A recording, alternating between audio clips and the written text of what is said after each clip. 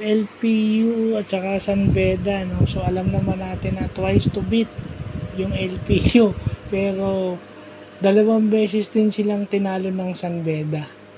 Okay? Lalo nung second half, 4 out of 13 yung 3-point shooting nila nung first half, 9 out of 13 pagdating ng second half. So gumana yung shooting ng San Beda, no?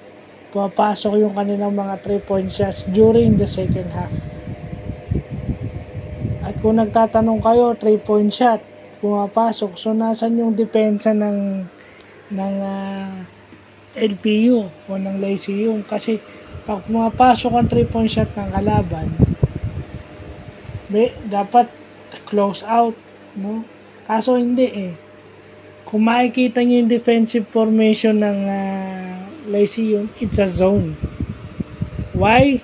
Nagsosona sila half court dahil kulang sila sa height. At ang pinaka number 1 option na zone breaker 3-point shot o yung mga outside shot na pumapasok for San Beda. At hindi lang yung mga gwardiya nila, yung wings nila yung tumitira, pati big man nila tumitira ng 3-point shot. So paano mo tatalunin yun? So doon pa lang basag na yung zone.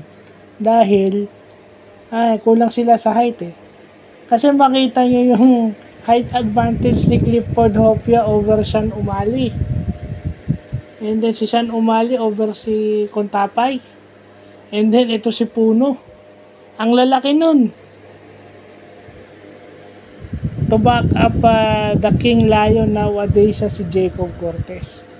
So, yun lang masasabi natin. Nakasona yun. Kung naka-half court yun, zona. And then, ang ganda rin ng transition defense ng San Beda. Dahil, manaka-naka o halos walang pass break points, hindi makatakbo yung Lyceum. Except dun sa na-steal ni Enoch Valdez at dinunk niya yung bola. Pero, aside from that, hindi masyadong nakakatakbo yung Lyceum like they used to. At saka yung half-court execution ng offense, yung half-court offense ng San Beda, maganda. Hindi lang pumapasok yung 3-point shots nila, pati yung mga 2-point shots nila is very precise.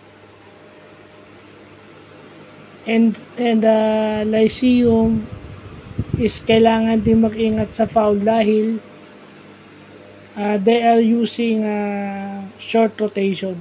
So yun pa yung isa.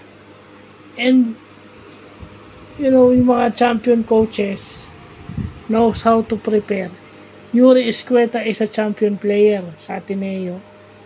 And then champion din siya sa San Beda nung sa high school. So alam niya yung at stake. And ngayon naging coach na siya.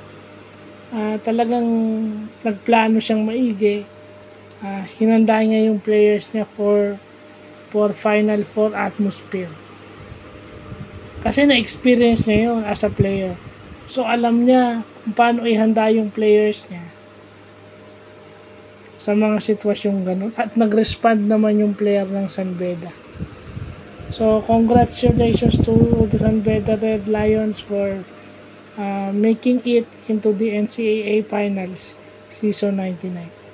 So, yun lang po.